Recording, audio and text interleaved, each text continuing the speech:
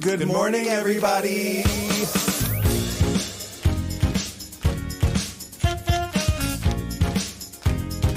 Wake up. Wake up, wake up. In Provincetown. This week featuring Wake Up, Wake Up. Can I have some coffee? Wake up, wake up. Make it strong, please. Hey. Oh. Hey. Wake up, wake up. Oh. No, really, can I have some coffee? Wake up, wake up.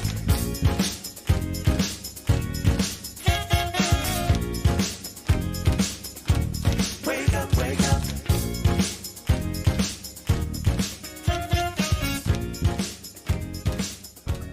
Wake up, wake up.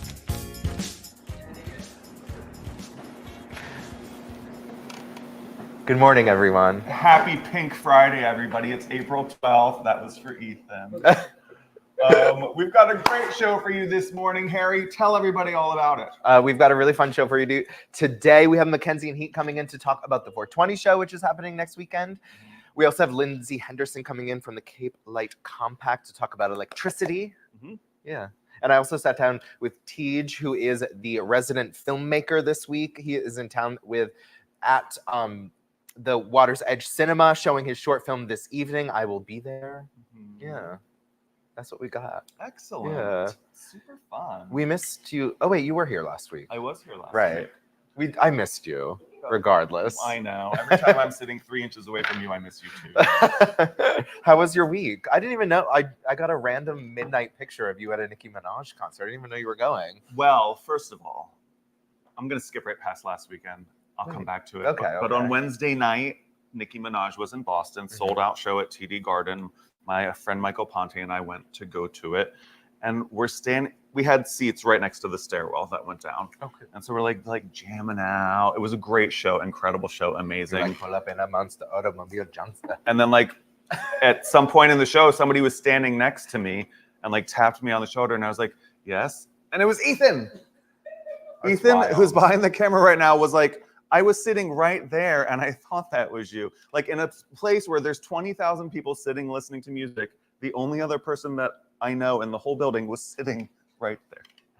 All I can think of is that TikTok audio that's I was sitting there minding, and then this voice came out of nowhere. I just imagine that's Ethan at the concert. Did you hear me laughing and you had some PTSD? He was like, oh no. That sounds like I'm at...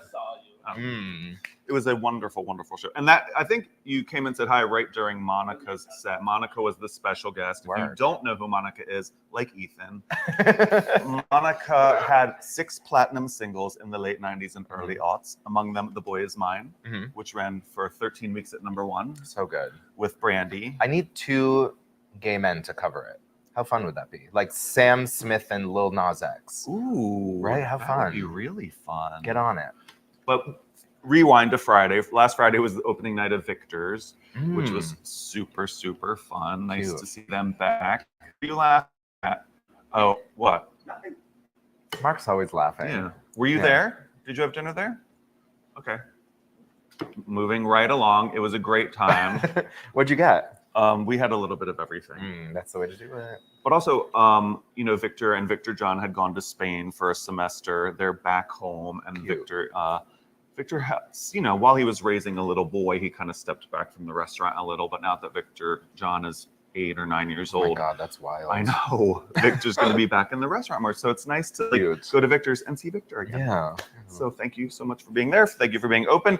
And it is restaurant opening season, according to this Provincetown magazine, with our very own babes and boys on the cover. Sam and Carmen are on the first issue of 2024. But it's restaurant opening season, I think. Front Street is open. You guys pick one of these up, not just because of the beautiful faces on the cover, but there's so much important information about what's coming up in here. And Natalie took that picture. Yes. So cute. So thank you, Natalie. Thank you, babes and boys. We'll see more of them later. I'm really excited for Lesbian Visibility Week. I think my mother is going to try and drive my 94-year-old lesbian great aunt up for Lesbian Visibility Week. Really? Yeah, exactly. I think that would be really fun and exciting. You have a 94-year-old lesbian aunt? Yes. She lives in Connecticut? Rhode Island. Oh, Yeah. amazing. Oh, she has to be here for Yeah, that. exactly. That would be so fun. How was your week? My week was really fun. So last Friday, I usually watch Drag Race every Friday, but I skipped it. What? Yeah. Why? Women's basketball. Oh, right. Bob, this is the last time I'll probably have to talk about women's basketball till next year, so just suck it up. But Friday night was so incredible. I came to the brewery. We stayed open extra late for the UConn-Iowa game. The first game was South Carolina versus North Carolina State. And that was the first time I had watched South Carolina. I knew they were undefeated. I knew Camila Cardoza for being 6'8". Whoa. Huge. And I watched them and I was like, I was so excited to watch the UConn-Iowa game next, but I was kind of like, I don't think it matters who wins. Neither of those teams are beating these women, which is what happened. South Carolina did end up winning the final. UConn did lose to Iowa, which was such a bummer. I was bummed how it ended, obviously because UConn lost, because I love UConn, but I feel like the refs didn't do a good job. Yeah, and it took the fun out of the game. Is that true? I agree. Yeah, the very end of the game, they made a call that is, even LeBron James even tweeted and was like, that was such a bad call. And it basically, rather than watching an extremely exciting last few moments of a basketball game, it just fizzled out into nothing. UConn was down by 1 point with 9 seconds left. They had the ball, and then they got an offensive off-the-ball foul called on them, which is pretty wild. With 4 seconds left and never even attempted to make a shot. Obviously I want UConn to win, but even if they shot and missed, that would be so exciting and such a fun thing to watch. And instead we got a foul shot and then the game ended. It just was boring. Yeah, which was a bummer. But then South Carolina did end up beating Iowa in the final on Sunday. I watched it while I was at the Cheesecake Factory because I was driving up to Boston. So we stopped for lunch at Cheesecake Factory, and then I was like, ooh, I wonder if they'll sit us in the bar, and they did. So I got to watch the game over Todd's head like this. But it was a really great game. Caitlin Clark and Iowa did not win. It's actually kind of funny. So the NCAA men's final was UConn versus Purdue, and UConn won. So exciting that at least one of my teams won. But it was kind of the same story in both men's and women's. UConn and South Carolina were both hailed as like this incredible team, and Iowa and Purdue were kind of only talked about because they had one amazing player. And the amazing team won out in both scenarios. So it just goes to show you a well-rounded team that works together will always beat out one player carrying the team. Teamwork makes the dream work. So let's talk about ratings. Like I said last week, the LSU Iowa game broke record ratings for women's basketball. And then this past weekend was no different. 14.2 million, which is 3 million more than watched the Iowa LSU game, watched the UConn Iowa game. And then the final was watched by 18.9 million people, which is incredible, especially considering it's the first time the women's final had more viewers than the men's final. First time ever? Wow. So they had almost 19 million viewers. The men only had about 15 million viewers, which, like I said, it was the most exciting year for women's basketball, and I think this is going to continue on through. I'm hoping this brings a lot of new viewers to the WNBA, especially with all the big names from this year's tournament going to that WNBA. Caitlin Clark, Angel Reese, my favorite, Camila Cardoza from South Carolina. It's really fun. One other thing did happen. So in the pregame interview, Dawn Staley, who is the South Carolina coach, was doing her pregame interview, and this right-wing media outlet was there, and they took the opportunity to ask Dawn Staley about her opinion on trans athletes playing sports. And she responded, she said, I'm of the opinion of if you're a woman, you should play. If you consider yourself a woman and want to play sports or vice versa, you should be able to play. That's my opinion. And then the reporter kind of pushed again and was like, oh, you want me to go deeper? And she said, yes. So now the Barnstormer people are going to flood my timeline and be a distraction to me on the biggest days of my life. And I'm okay with that. I really am. Exactly. And as I was talking about this, Dawn Staley posted a picture of 15 men who make up the men's practice team that plays against South Carolina. So most high-level women's sports teams, especially basketball, they have a team of very talented men's players to play against. And Dawn Staley insisted on those male players also getting rings. And she's like, they're a huge part of our team. We spend the whole year playing with them. They're a part of our team. As much as they're not on the court during games, they are fully a part of our team. And then as I delved a little more into this, it really showed some big problems within women's sports at the college level. So basically Title 12 says that you have to have as many female athletes as male athletes at the college level. And the problem arises in that because of football. Obviously, there's no counterpart to men's football. There's no women's football leagues, especially in colleges. And football teams have about 130 male players on it. So they basically have to make up those players in other sports to keep a balance of female and male athletes. And basically, they categorize these male players as players of women's sports because they are on the women's roster. So it's literally male players being used to counter these other male players. And also there are universities that when they did a investigation found that the women's rowing teams have like 80 names on their roster, even though, I don't know if you know rowing, there's 6 people on the boat. So they're basically, and half of them don't even practice. They're just literally on the roster so that they can fudge these rulings. But I mean, short of like inventing a new sport that's female only, like how could they possibly reach parity? It's not like these guys are taking spots away from female athletes. No, but I feel like the goal of this law is to, if you're going to have a 120 person football team, you have to then make like women's field hockey. You have to create other sports that are only for women to make parity. Is women's field hockey not a college sport? It is. Yeah. But I mean, there are some universities that that have those teams because of this, and then it creates opportunity for women. Yeah. It's just an example of how there are a lot of more real threats to women's sports and how women's sports can be supported better that doesn't involve this debate of trans athletes, you know? Yeah, leave them out of it. Yeah, exactly. I mean, even in the NCAA tournament for the women, there were such ridiculous, embarrassing things that the NCAA did that would never happen to men. There was the final, or the Elite Eight, they painted the courts wrong. The 3-point line on one half of the court was 3 feet away from the top of the key, and on the other side it was 1 foot. Ugh. And they played 4 games on it before they even realized. Nobody noticed. Like, it's insanity, and that would never happen for men's because there's so many people that are making sure where they don't pay the people to make sure. And even like 2 years ago, it went viral. They had a picture of the men's weight facility for the NCAA tournament. It was a room the size of 3 breweries full of weights. And then the pictures of the women's weights was 1 triangle with dumbbells on it. That's ridiculous. Like, there are so many ways that you can support women's sports and create equity without coming for trans women. Yeah. But the NCAA tournament was amazing. I'm telling you, we had the viewing here. We stayed open late for the UConn-Iowa game, and it was such a fun crew, such a mixed crowd. I met so many people, became friends, and even people that were like, I guess I have to be here, like the Chris's who never watched basketball. By the end, they were hooting and hollering and having a great time, and I think it's contagious. But it's over, right? It is over for now until next year. Basketball is over. The WNBA draft is on Monday, so maybe I'll talk about that next week. Okay.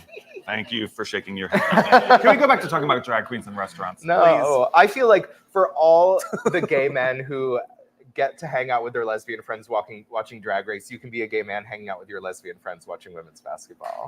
Yeah, right? What if you have lesbian friends that don't like basketball? Are we allowed to not watch basketball with our lesbian friends? Watch golf with that? I don't know. Good Christ. How was your Eclipse? Oh my God, it was so wild. Like I said, I was driving to Boston with Todd. We left here around noon, drove to Boston. We had a little sleepover at Joe and Andrew's house with Brittany. The 5 of us all on air mattresses and couches. It was really cute. Then we woke up extra early, about 6:30 the next morning, to begin the trek to Vermont. We were really worried that there was going to be crazy traffic because they were, like, I read a statistic that over 1 million people were going to be in the town of Burlington, Vermont. Burlington, Vermont has a population of 49,000. Like, they do not have the infrastructure to have 1 million people there. So we were really worried about traffic. We were like, let's just drive to some random place and figure it out. And that's exactly what we did. We left early in the morning. We got into Vermont around noon. We drove through this town. I'm like, this is so cute. There were people setting up like chairs on the town green. Mm-hmm. It felt extra lively. So we stopped in this town called Waterbury, which was so cute. There were a few restaurants that were jam-packed, got some food. And then we just started walking around the town because we had some time to kill, found a cornfield, walked into the cornfield, realized there was a river going by it, so we just stood next to a river in a cornfield and watched the eclipse. And I didn't quite understand the difference between full totality and partial totality. Oh my God, it's such a different experience. Yeah, so we got full totality, which 100%, and I didn't realize how wild it was going to be, because obviously you're watching it get to like 80%, 90%, and you're like, oh, it's beautiful. It's this big, bright orange with the moon covering it. And then the second it hit full totality, everything went black, like it was nighttime, except for the horizon, which kind of had like a sunrise, like the beginnings of a sunrise around the entire horizon, fully a black sky, super, super dark. And the second it reached full totality, the circle around the moon turned to this bright white color. You could take off your glasses. You didn't have to have your glasses on. Really? No, right? Yep. My eyes are still good. So, yeah. So, and it was just wild. Everyone was having such an intense reaction. I can't explain it. If you ever have the opportunity to go to full totality during a solar eclipse, get there. Yeah, because we were at like 90 something here, which I'm sure was still amazing. It was cool, but it wasn't anything like times 100 when you do full totality. Like, you see some of these videos online of places where they experienced that, and it's just magnificent. Yeah. So did you get any pictures or videos of it? Not really. Some of the people, I'm just not good at taking pictures and stuff, but some of the people I was with got pictures. I think we have a little picture of just all of us amongst it, and that like sepia tone is not a filter. It's the color of the light. Were the animals freaking out? The birds were kind of freaking out a little. Yeah. Did you watch it at Land's End? Mm-hmm. What a great place to watch it from. That was a really fun party. Good times were had by all. Hot dogs. I love a hot dog. Hot dogs and Aperol spritzes. Now I'm jealous of you. But it was really fun going up to Vermont. Everyone was kind of in this let's take over Vermont. The drop wasn't bad. We took a more scenic route to avoid some traffic, and it was really beautiful. On the way back, though, unfortunately, it was wild. The traffic was insane. I grew up in a very small town, and it was very reminiscent of small town life. People were literally setting up chairs to watch the traffic. Oh my God, rude. But like that's so small town. They probably lived in this small town their whole life and have never seen that many people in it. Right. We were stuck in this specific part of traffic, and there was this family on the side of the road. And when I turned and looked, and this little girl had this sign on poster board that said "Hang in there." It was really cute. Parts of Texas were in the path of totality. Yeah. And somebody at the party that I was at was like, oh, my friends went to Texas to watch the eclipse, and now there's tornadoes going through the town where my friends went. And I'm like, can you imagine going somewhere because of eclipse tourism and dying in a tornado in a town that you're never meant to be in the first place? In Texas. In Texas, of all places. Wouldn't you be so mad? Woo! Did people die? So mad. No, but I'm like, I was just like, I would be so mad. I would love to experience a tornado in which no one died in watch the movie Twister. I don't want to go through it, but I want to have gone through it. You want to be near it? You want to hear it? I want to have the experience, but obviously it's a horrifying experience. I don't ever want to be near a tornado. Did you hear? They're making a sequel to Twister. Really? Yeah. With Helen Hunt and Heather Locklear? I don't know. But the Eclipse was truly amazing. Oh, you know what I did yesterday? What? So, I've lived where I'm living now for 10 years. And for the whole 10 years that we've lived there, we've had the same sofa. And it was a hand-me-down. So when you adopt a dog and they're like, we think this dog's 2 years old, but it might be 7 years old. Mm-hmm. I have no idea how old this sofa is. So we've never bought a brand new sofa. It's still beautiful and comfortable. It is not comfortable at all. But we were shopping. We were shopping for sofas yesterday. And the lady at the sofa store, she lays out 15 like off beige swaths of fabric. And she and Peter are looking at them. And Peter's like, well, Sarah, which one's your favorite? And she goes, they're all so different. And I literally turned into Anne Hathaway in Devil Wears Prada. And I was like, stuff. I'm new to this stuff, and these all look the same to me. And she did not rip me a new asshole. That was very kind of her. I know. Yeah. I wish I had sent you a picture to put up, because they all literally were like beige. He did send me the picture there. Cream beige, khaki, tan khaki, beige tan. with a tiny gray dot every inch. Yeah, but soon I'll have my first new couch. That's exciting. I know. I just got my first new couch last year. Really? Yeah. Same vibe. It was clearly a couch that had been handed down a few times, and there was no springs left. Yeah. Yeah. Did you get up to anything else this week? No. Okay. I don't think so. Oh, by the way, you guys, I don't know if this is, maybe Babes and Boys cover this. Let's talk about stuff anyway. Yeah. Okay. Tonight at the Wellfleet Preservation Hall, and the likelihood that you are in Wellfleet tonight, please go see our friend Ann Stott performing at 7 p.m. Ann has a music set with her friend Ariel Silver. The performance is at the Wellfleet Pres Hall at 7 p.m. tonight. Ann has been here to perform with us before, so break a leg, kill the people. If you're in Wellfleet, go check them out tonight. Also put in your calendar, next Friday is the return of one of our favorite parties at the Wave Bar, Mushroom Head. OMG. Yeah, with DJ Andrew and James Cerny, so definitely check that out. And isn't today 100 beds, 100 days? Or is it today? It is today. Oh, cute. Here. Oh, no way. Great. Do you remember what that was? I do remember what that was. Basically, if you are in need of housing this upcoming season, please come. They're hoping that people who have available bedrooms will also come to connect with. Basically, we need the whole town coming together to get people in housing. Because like I said last week, we don't actually, I don't want to say we don't actually have a housing crisis. There are plenty of homes here. And there are houses and homes here, and if every bedroom in town had a person that wanted to work in town, we'd have about an 80% unemployment rate. But because most of the bedrooms are full of people who don't work in town, we don't have Or enough, not full of people at all. Or not full of people at all. We don't have enough people to work in town. You know what I just found out? This is going to be so terrible. But it's like you try to solve one problem and you automatically create another problem. You know how the town is incentivizing people to turn apartments into year-round rentals, and you get like 6,000 or up to 20,000 for 3 people. Yeah. I've heard of a couple apartments that were traditionally rented seasonally to like H-2B workers. And the landlord is like, oh, I'm going to start renting this year round to people that really live here. So now a bunch of H-2B people have no housing for the summer. People that we work with. So it's like. But their housing is supposed to come from their employers. H-2B people? Oh, H-2B, sorry. J1s have to be. J1s have to provide housing? Yeah. Yeah, but we know that's not true. Right. So please, if you have a room to spare, a bed to spare, please come to the brewery tonight at what time? 6 o'clock. 6 o'clock. Yeah, thank you. Great.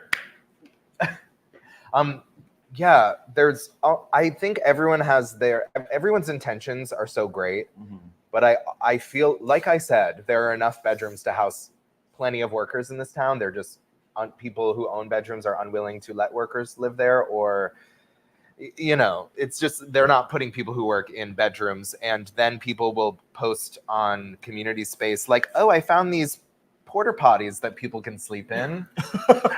And did anyone see this? It's not porta potties. It's a bunkhouse trailer. I just feel like that is like for traveling carnival worker type jobs. That's what they're. It's dormitory style trailers that someone is willing to purchase with their own money. Yeah, I think that's great. I know the person that posted that, and he's very well-meaning. And that's fully. That's what I mean. But I think people championing that as a solution need to look into the depths of their soul to figure out how much they respect the people serving them coffee and cocktails. I think that it's a stopgap measure. It's meant that person who posted that specifically was like, this is all I could think of for right now for this summer. Do you think that will be a stopgap thing, or do you think that'll be a permanent solution? When I've seen comments on community space being like, we need to build dorms for these people so that we can live in the houses. Like, people are monsters. And I'm not saying this person is. Okay. I'm just saying that any solution, any suggestion that is part of a solution is good. Do I think that people should be living and sleeping in this space the size of a porta potty in perpetuity? Obviously not. Nobody thinks that. People think that. Okay. Now what? I have some news stories. Great. Oh, also, I forgot one more thing. On this Sunday, Tadana is back with another iteration of Gay Bible, co-hosted by your fave local honey. The day after tomorrow? Yes. What movie is it? This Sunday. It's everyone's favorite, Trick. Oh, I love Trick. Exactly. If you have seen Trick, I know you want to watch it again, and if you haven't seen it, I know you want to watch it for the first time. It stars Christian Campbell, who's Nev Campbell's little brother, as a gay man who's he's a musical theater major. He's kind of uptight, and he goes out with his girlfriend, played by Tori Spelling, not Storytelling. That's her book. That's her best-selling book, Storytelling. It really is. Really? Yeah. I figured you would love that. I didn't know that. But they go out one night. He meets a go-go dancer played by Jean-Paul Pitoc, who is outrageously sexy. And basically they decide to hook up, but the movie chronicles their night of trying to find a place to hook up. And then they and romance ensues. But Coca Peru is in it with her classic line, "Don't get it in your eye, it burns." Paraphrased, but fine. Whatever. I got the energy. I got the energy of it. But come by and see Tadana and Local Honey this Sunday at the brewery at 7. Nice. Yeah. Okay, I have one more news story. Is that okay? Yeah. Oh, actually, I have two. So the Old Reliable was in the newspaper again this week in the Provincetown Independent, talking about another hurdle, which is, depending on which side, unfortunate or fortunate. I am very pro, please fix up that property because it is derelict and is on our waterfront, and it would be great if it was usable space. But obviously, I know a lot of people are unsure of the plan. And basically, the plan includes a 1,270-foot pier that will go out into Provincetown Harbor. They're receiving pushback from state agencies, Town Conservation Commission over environmental issues. The original pier was 264 feet. And now they want to add 700 more feet. It's 50 feet wide. And at the end, there'll be a 570-foot floating marina with 29 slips. So it's enormous. Yeah. I'm just going to say that. It's very big. I understand, obviously, anything you build in the environment will have an environmental impact. So I'm happy that they're taking a look at what the environmental impact will be. They do say that it will have a negative impact on shellfish habitat and also winter flounder mating habitat.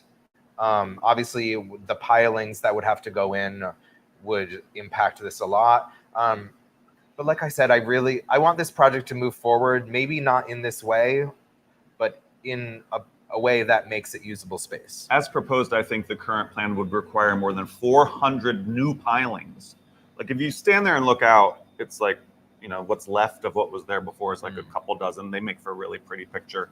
But she's going to have to go back to the drawing board, and she might not get everything that she originally proposed. She knew that going into it, though. So we'll see what happens.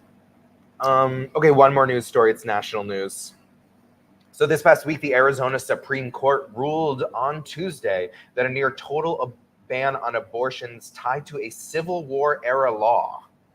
Oh, wow. Yeah, the law is basically from before Arizona was even a state. And basically the overturning of Roe v. Wade allowed them to reinstate this 1864 law, which basically says anyone who performs an abortion or helps a woman receive an abortion can be charged with a felony. And the only exclusion is if the life of the woman is at stake. So no rape or incest exclusions. Arizona. Yeah. Thankfully, the Attorney General, Chris Mays, has vowed to not enforce the ban. And if you are a person who thinks like, oh, I didn't make it down to my house to vote, or I didn't do a mail-in ballot, whatever, I live in a blue state, it doesn't matter. Obviously, Arizona is a swing state at this point, but the Attorney General is a Democrat, and she won by 280 votes out of 2.5 million votes. So basically, if 280 of those people decided they didn't have the time that day, we would have a Republican Attorney General, and they would be enforcing that law. So It's not just the presidential race. It's not just your Senate. It's not just your Congress. It's your Attorney General. It's your local races. They're so important, especially when it comes to things like this. It's true. Get out and vote. Yeah. Obviously, people are saying that this is going to be bad for Trump. Trump initially said that he thought that states should be in charge of deciding abortion rights, and then he immediately was like, JK, not if it's going to cost me an election. Right. Even who's that? Carrie Lake, that not so intelligent person, had initially called for a total abortion ban, and now that it's happening in the state that she's running for Senate, she's like, oh, just kidding, I don't think we should ban abortion. But surprise, Republicans don't stand by their word. They just do what they do to get votes, and because they want power. Is that it for national news stories? Yeah. Great. You got anything else? No. Okay. I hung out with Tej yesterday at Water's Edge Cinema to talk about his short film premiering tonight, Lollygag.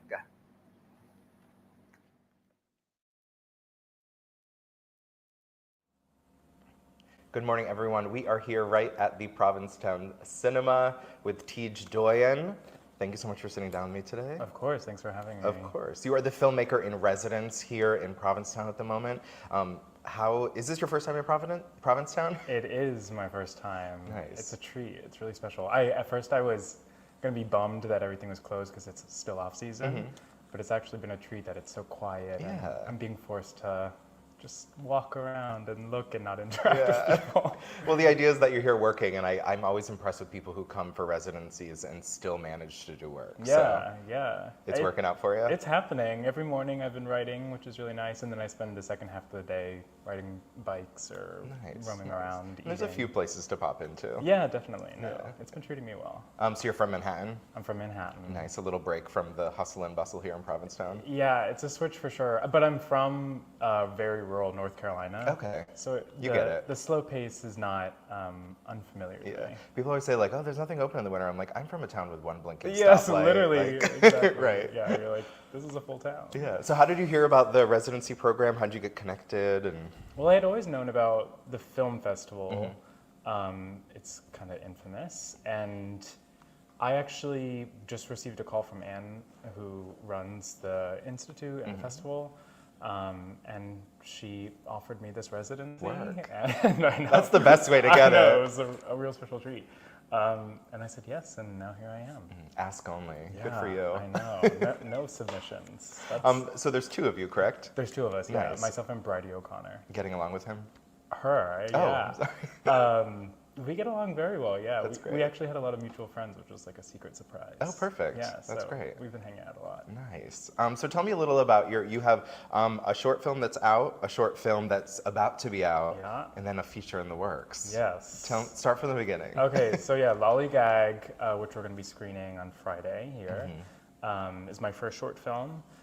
And then I followed that up with my second, which is Nepotism Baby. It's going to be premiering in June. I can't say where just yet, but it's about to have its world premiere and begin the festival circuit. Nice. Give us the punctuation on that one because it's important. Nepotism, comma, baby, exclamation point. Got it. And then, yeah, we're developing my first short Lollygag into a feature, which we're going to shoot later this summer or early this fall. Nice. Give us a little breakdown of what Lollygag is about. Yeah, for sure. So Lollygag the short is about a woman who is recounting these sensual but macabre childhood memories about the boy next door who mysteriously died one summer. And it's very much inspired by like the French New Wave cinema. It's a dark comedy, I think, personally. Yeah, with a little bit of it's sexy, but it's also mysterious and a little macabre, which is kind of what I like to do. Is that dark humor is kind of where you like to... Yeah, dark humor, like so dark, like, is it funny? That's the line I like to tell. You're in the perfect place. Beats out in the winter, dark humor. I love it. Yeah, bleak. How is the process of working on a short film and then translating that into a feature film? Does everything get bigger along with the length, or...? We're definitely leveling up in production size. I mean, our production was very small for the short. It was like a 12, 13-person crew and $7,000, so very tight-knit. And this is definitely going to be bigger than that. It's still like in the indie world. But yeah, it's It's the feature film is set 20 years later after the short. Okay. So the short sort of serves as like a detached prologue. But yeah, it's been an exciting and different journey. I didn't want to just like draw out the short. I really wanted to do something different with it, which was a time jump. And we have great support. My producer just went through the Sundance Producers Lab, so we're getting support there. And then also 2 AM Productions is on as EPs on the film. Oh, awesome. Yeah. Great. Very supportive. That's important. I mean, I know when you're first getting into the film industry and like making your first shorts and your first features, it's a challenge. Yeah, definitely. No, I feel that's like the ideal situation. I feel very lucky. One of my close friends just went through the whole process, so it's been tough to watch and exciting to watch. Yeah. But if you make it work, and it's like, it was all worth something. Yeah, exactly. So you're showing the film Friday. What time? 7:30, I believe, here at the theater. Oh, perfect. Awesome. Yeah. And is the other person in residency going to be showing something as well? Yes, her short that she is also making into a feature. So we're both in very similar stages, which is we've bonded over. That's awesome. And so come this Friday night, check out both of the short films, and then in the future, stay tuned for the feature films. Yes, that's great. Do. Yeah. Come out. Thank you so much for sitting down with me today. This was great. Of course. Thank you for having me. And I look forward to Friday night. Yeah. See you there. Perfect. All right. Bye. Thank you so much, Tej. Check out his short film at Water's Edge Cinema tonight at 7:30. While we were watching that video, Sam said that she had video from Boda Boda Spa in Montreal of the Eclipse, so we're going to show that as a little treat.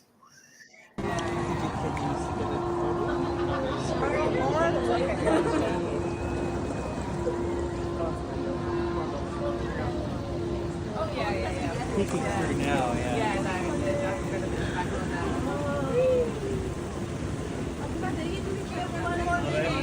Thank you. One more minute.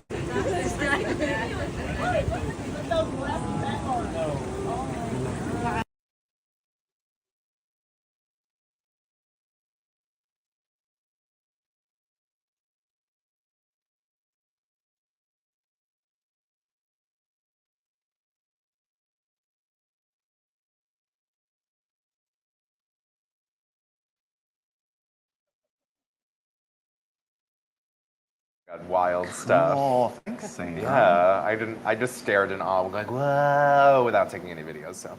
Lindsay Henderson, thank you so much for making some time to be here. Thank you for having me. Can you tell everybody a little bit about the Cape Light Compact?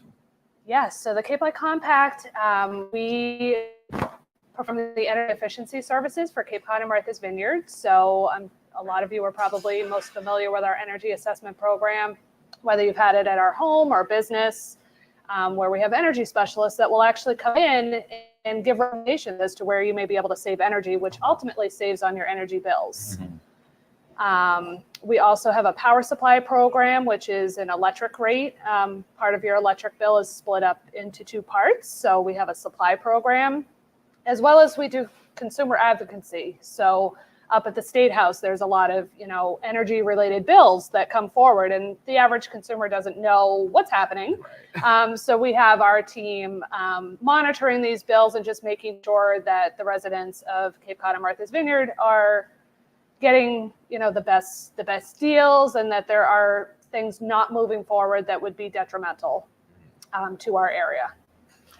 You were just saying how much your electric bill is. Yeah. So your landlord gives you bills for electricity and utilities and stuff? Yeah, I mean, I get it straight from our electric supplier. Oh, okay. Yeah. And there's separate meters for the 3 apartments at your house? Okay. Yeah. But what you said your bill was sounded like a lot. But it could be because I'm a monster. Who knows?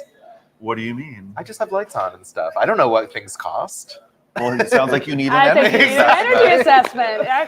If so, how does someone contact you to get an energy assessment? So they can give us a call at 1-800-797-6699 or visit our website, capelightcompact.org. Oh, awesome. And then what I specialize in, I manage the small business programs. And so I'm really excited that in a few weeks, I guess. A couple weeks, actually. May's right around the corner. Yeah. The week of May 6th, we're going to have a team in Provincetown targeting small businesses who haven't had an energy assessment in the last couple of years. I think 2022 was the last targeted effort we had in Provincetown. So I'm really excited for this because I still think there's a lot of opportunities for businesses to become more energy efficient. And the programs have changed a bit over the last couple of years. So for businesses, we are now able to do insulation.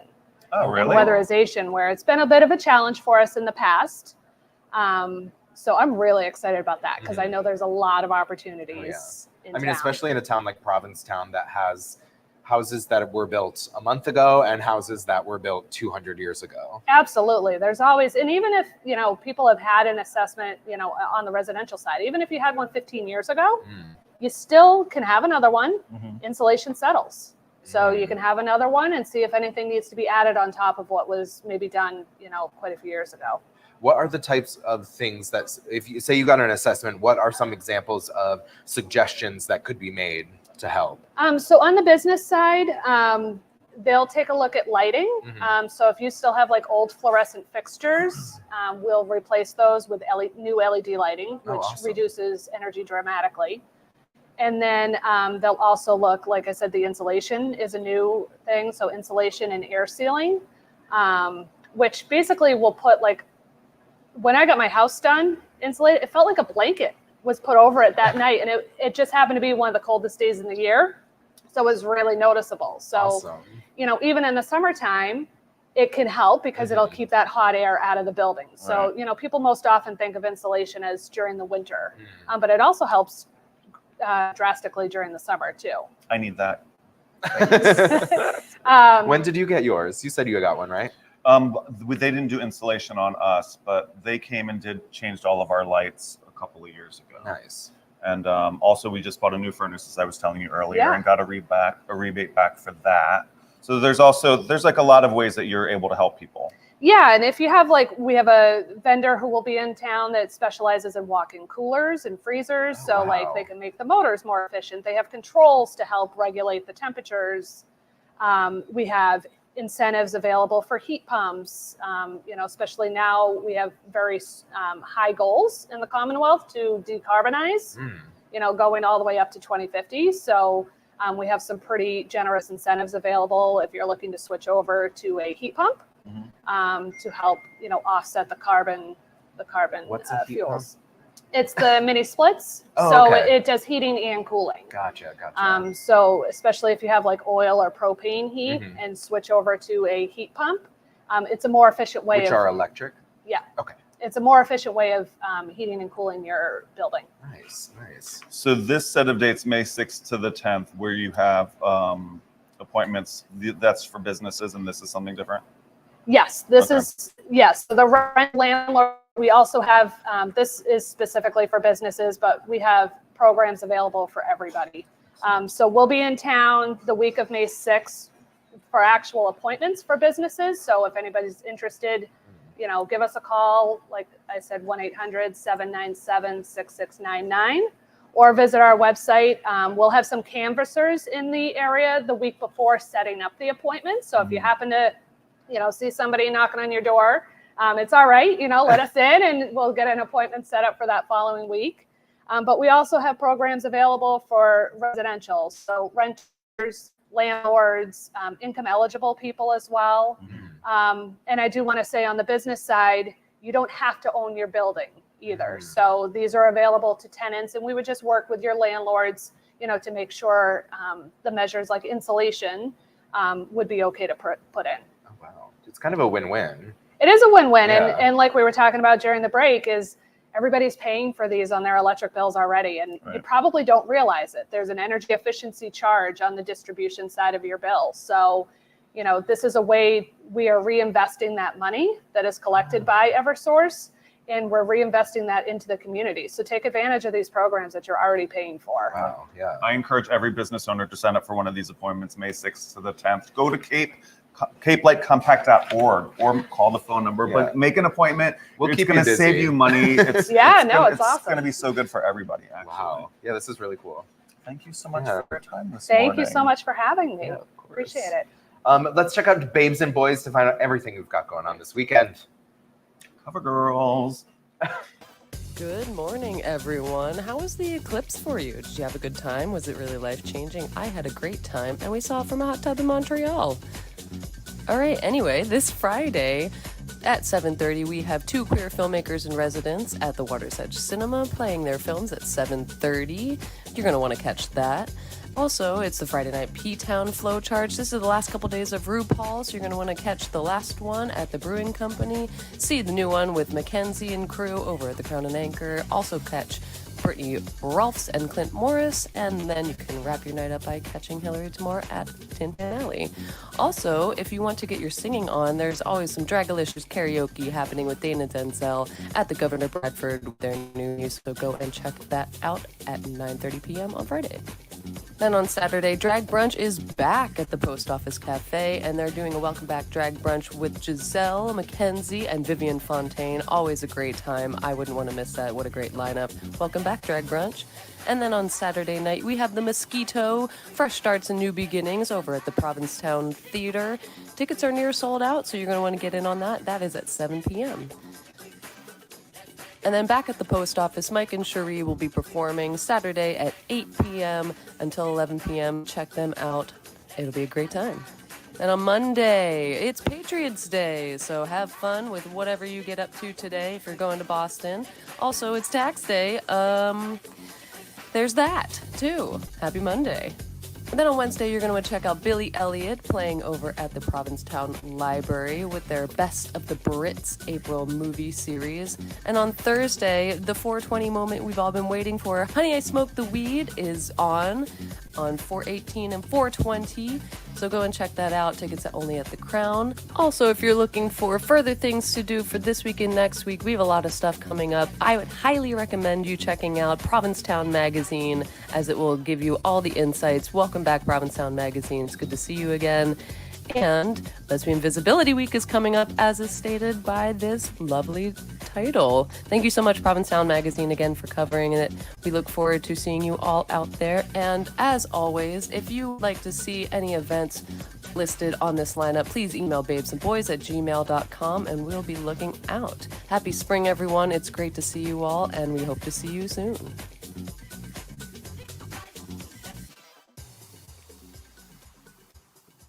There is so much going on in Provincetown, and I have a feeling that segment's getting longer and longer as we approach season.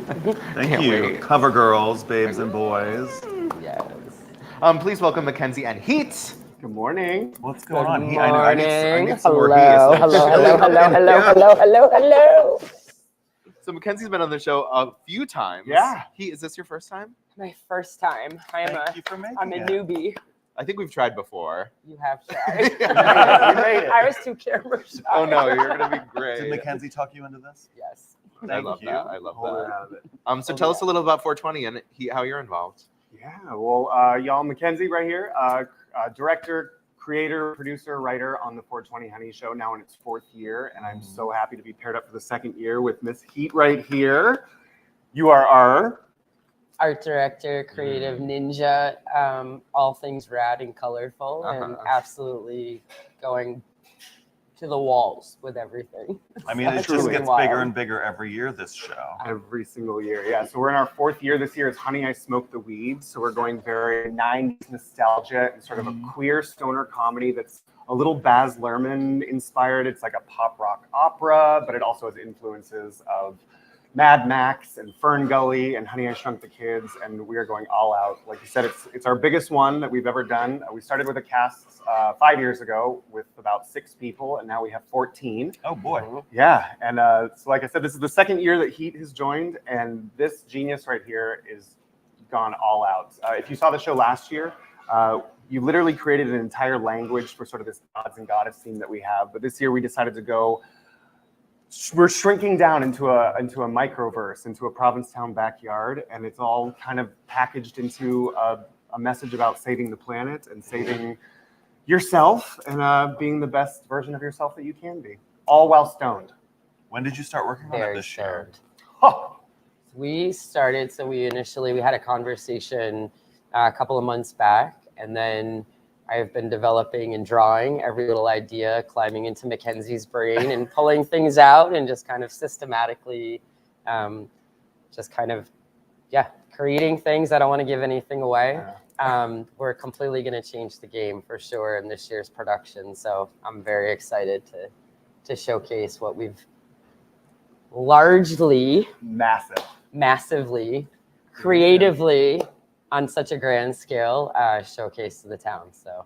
How many shows do you have this year? We have 2 shows. So we're next Thursday at 8 o'clock at the Crown and Anchor. That is 4/18. And then we are taking Friday off for the finale of Drag Race, hosted by Austin and myself. And then we have Saturday at 8 o'clock. I was wondering why it was Thursday, Saturday, but I was like, I guess that makes sense. We missed it last year, but this year it was like, oh, we're going to have to like Oreo cookie Drag Race in between the shows. So then we're Saturday, 4/20, the high holiday at 8 o'clock as well at the Crown and Anchor. And this is truly the biggest show we've ever done. It's been incredible to have a genius like Heat literally take any idea I have, and then within a matter of hours, these props are built, these sets are built. And this year we're going very practical sets. So last year we were very tech heavy and a very interactive set on that 188-inch screen. But this year, while we're utilizing the screens, it's all very mega in your face, fully immersive. The minute you step into this theater, you're going to be transported to a whole little microverse of a Provincetown backyard. Some things not always in this backyard, but we're putting our own spin on it. But this year we'll have Mushroom Head, like you said, on that Saturday to kind of be the official after party, as well as Nice Hog is doing their pop-up for their barbecue. For all of you little munchies that you get. So that'll be Thursday, Friday, and Saturday in the restaurant. Yeah. And if anybody is concerned about the materials we're using, we did promise at the start of the show and the production of it that we are committed, and I feel like we've done an excellent job so far of utilizing up to 85% recyclable material. So, Save the planet. I apologize ahead of time if you saw me digging through your trash, Provincetown. It's for come see what we made. Come see what we made. But yeah, you guys can get tickets at onlyatthecrown.com. Please come check it out. It is beyond my wildest fantasies already. I do want to make sure that I let you know who's in the cast because it's massive and I don't want to miss anyone. The girls from Puerto Vallarta and of Diva cast, Kaya Crisol, Roxy Pops, and Delta Miles are involved. We have Austin Tyler, Juo Santos, Morgan Sapphire, Brittany Rolfs, the Duchess of Sandwich, Rebecca Orchant. We have Giselle, Jake Glass, Scarlett Strauss, Hillary Tamar, and finally, Miss Anita Cocktail. Really? Yes, joining us after I've been trying to get her for 4 years. She's actually signed on. Wait till you see the part that she has. This is the first time we have a fully fleshed out script. We have conflict resolution, a full character arc. What took Anita so long? She's busy. She was busy. She's busy. It's perfect for the show. I know. We also have Andrew Lennox on lights and sound, as well as Miss Mayhaps. Chad Ryder is our choreographer and will also be involved in the show. So it is a full community event. We put in hundreds of hours for the show, thousands of paper petals cut up. Just come see what we have. It's a bit of a fever dream, but it's worth it. Yes. Do you recommend that people are super stoned for it? Highly recommended. Highly recommended. But not necessary. I will say that even if you are not celebrating, you will definitely feel a little lifted in what we're presenting to you. The visuals are out of this world. Contact high, if you will. We do ask that you do not sell or use any of these products on property. Last couple years, we literally had people light up in the theater. Please don't do that. It's not allowed. She said no. Save it for after, but definitely take your edibles before. And also, if you do have any sort of medical condition, epilepsy, there's a warning on it. So we're heavy UV and strobe lights, and we're going to tantalize all your senses. Where do you recommend people buy their edibles? Definitely check out our amazing sponsors for this show. We're sponsored this year by Hennep and Be Well. Go check them out. Let them know Mackenzie sent you. It won't get you anything, but it'll definitely, help me out. So is this typically what you do, like set design, things like that, or do you work in other mediums? Not at all. So I'm a tagger, wall writer, graffiti artist, sling paint kind of in private.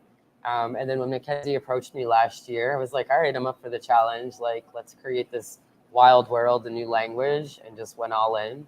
But not at all my background. So this is all very new, and I hope that I can outdo what I did last year. So already has, I promise. I mean, you two obviously work really well together. Yes, it's incredible. So, like when you find a creative partnership like that, it's just like magic. Yes, this is my everything right here. I mean, Mackenzie just opens their brain, and I literally climb in like it's a tree house, and then I, just crank things out, and y'all get to see the results very soon.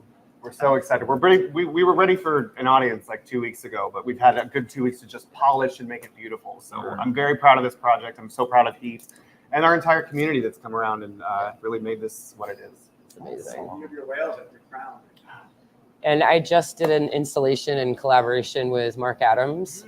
So if you are interested, you can go check out the queer whales that are posted outside of the Crown and Anchor, right around our porch and library area. So please, by all means. And I do know that Babes and Boys posted a contest not too long ago to name the whales. I dubbed them the lesbian whales because, quite frankly, lesbian visibility is coming up.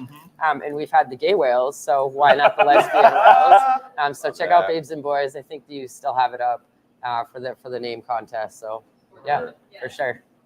Thelma and Louise. I'm just saying. Love it. Love it. Yeah. Winner of the contest. Yeah, baby. Do you have other creative projects lined up together or separately this summer? I think that is TBD, but I'm definitely going to be working with this one for as long as you'll allow me. I'll allow it. I'll allow it. Keep coming at me with ideas, and I'll keep making things. For Do you guys sure. have your tickets? Not yet, but I'm coming. I haven't missed one yet. Yes! I come every year. Get your tickets. Get your tickets for sure. That's it. We did it. We did Awesome. it. I think that's our show, you guys. Yeah, thank you to our sponsors, the Crown and Anchor Provincetown Brewing Company, the Boat Slip Shipwreck at the Brass Key, and Provincetown Business Guild. Go see this show next weekend. We'll remind you next Friday. Yes. Also, Lewis Brothers opens tomorrow. So, come to town, eat, get some. Look, Ethan wants some ice cream right now. Thank you for waking up in Provincetown. Wherever you are, we'll see you next Friday.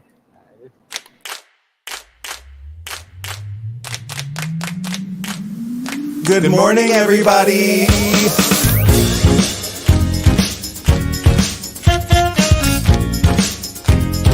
Wake up. Wake up, wake up.